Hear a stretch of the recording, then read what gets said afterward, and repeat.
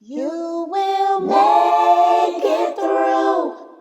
The fitra is awake in you. With Quran and Sunnah by your side, here's a place where it will thrive. You will make it through. You will make it through. The fitra is awake in you. With Quran and Sunnah on his side, here's a place where it will thrive. You will make it through. With Quran and Sunnah on his side, here's a place where it will thrive. You will make it through. Wassalat, wassalam ala wa rasulullah. I want to start everybody off by, of course, welcoming everybody here to our series entitled Diluting Wala Wal Bara.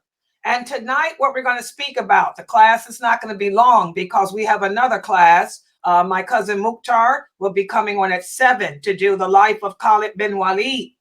But tonight, what I'm going to do is an introduction to the next chapter that we're going to be covering in this book, which will be the chapter addressing how to implement allegiance and disassociation, even when it comes to sports.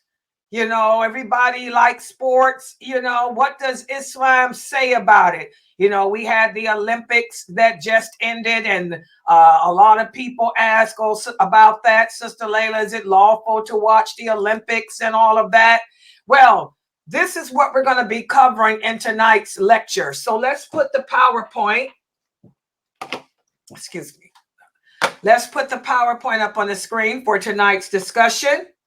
And this is just going to serve, like I said, as an introduction to what we're going to be speaking about over the next course, the next week, or the next 2 weeks.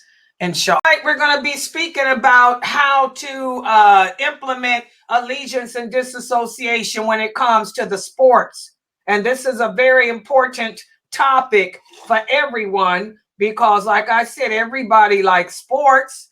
Some of your kids may even participate in them. So what does Islam have to say about the whole process of sports? Well, sports holds a very remarkable position with the people because it brings us together. Despite what cultures and backgrounds we come from, we all like to gather together and be inspired by sports and entertained as a result of sports.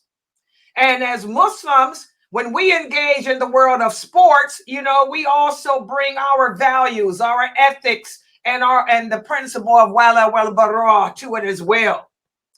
And it's not a matter of is it haram to participate in sports. It's a matter of knowing how to distance yourself from whatever goes against Islamic traditions, whatever goes against our Islamic values. So in this chapter of the book, Sheikh Karim Abu Zaid presents the rulings on the permissibility of engaging in sports and watching the sports and becoming active in them. And he also will dive into the Islamic perspective on participating in them for money. A lot of people ask that, can we do sports for money? And by examining these rulings, we can then provide clarity and guidance for the Muslims in regards to this topic. And we want to look at this verse of the Quran, where Allah says in the interpretation, the meaning, spend in the way of Allah and do not throw yourselves with your own hands into destruction by refraining, and do good because Allah loves those who do good. So sports is a physical activity. Not only is it a source of something nice to look at, but by doing sports, you keep yourself active. You keep yourself in shape. And it's not only permissible, but it's also encouraged in Islam to keep ourselves actively fit to engage ourselves in some type of program that will keep our bodies healthy and good. We have hadiths whereas the Prophet sallallahu alaihi wasallam encouraged the companions to engage in sports. He himself would engage in sports. We all know the famous hadith where Aisha, may Allah be pleased with her, shares with her how she used to race with the Prophet sallallahu alaihi wasallam. Okay. Well, we also have another hadith where another companion says, I saw two companions from the Ansar, Jabir ibn Abdullah and Jabir ibn Umar. They were shooting arrows until one of them said, aren't you tired? And the other one said, yes. And then the other one that asked the question said, did you not remember hearing from the Prophet when he said everything that is not from the remembrance of Allah is futile, except for four things: a person a man who entertains his wife, a man who disciplines his horse, and also a man that engages in archery, and a man who learns to swim. So what these two companions, what the first companion was telling the other is, there's nothing wrong with what we're doing. Don't say that you want to quit because you think it's a waste of time. Because remember when the Prophet sallallahu alaihi wasallam said that sports is not a waste of time. We're doing archery. We're learning how to shoot arrows. So don't quit because you think this is a waste of time. Okay? So in Islam, Muslims are called upon to avoid sports or activities that cause harm or that lead to violence or that promote gambling. By upholding that stuff, that's how you stay within the guidelines of Islam in regards to sports. So what are some type of sports that can cause harm? Boxing. Boxing. We don't box. Muslims are not supposed to box because this entails hitting someone in the face. If it's a sport in which you have to hit or punch another Muslim in the face or punch another Muslim in the stomach or break their back, we don't indulge in that. Okay? Everything is lawful unless Allah says otherwise. And Allah has made it so easy for us to try to gather what is lawful in regards to sports, as long as it doesn't entail gambling or drinking or betting.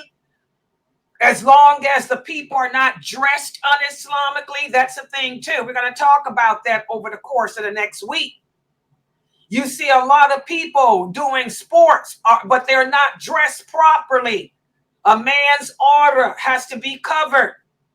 And as far as women, remember we talked about that. Muslim women are not supposed to become public spectacles. A Muslim woman should not participate in the Olympics. And we're going to talk about that. Because putting your women on display like that, that's making them a public spectacle. Islam forbids that. So no women should be participating in any type of Olympics. I don't care if they are covered. I don't care if the woman got a burqa over her whole body. Women are not supposed to become public spectacles. That's not our place. A woman can spar. A woman can learn sports at home with her husband, just like Aisha radiallahu anha did, just like the female companions. Remember the Arabic women, the Arabs were warriors.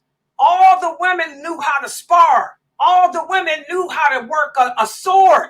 They would spar with their brothers. They were partnered up at youth with a brother or a cousin to learn how to defend themselves. But as far as putting the women out there on display to show off their skills, this is not Islam. And anyone that tells you it is, he's got a problem. Tell them to bring the dalil. Tell them to bring the Dalil that shows where the prophet would allow the women to put themselves on display. The women participated on the battlefield, but that's different. That's war. That's your life. That's your life, your property, your family at stake. But just to parade around in the Olympics, this is not Islam. Does everybody understand that? So this is what we're going to be discussing for the next 2 weeks here at Sunnahfollowers for this class. We're going to go through this chapter that addresses sports in Islam. And again, we're going to go over the hadiths. We're going to go over the Quranic verses that speak about it. I'm going to go into more detail about women because we're living in the days of fitan, where women think that they can be LGBTQ men, okay? Where women want the same rights as men when Allah already done told you what your rights are. So I'm going to stop right here. Are there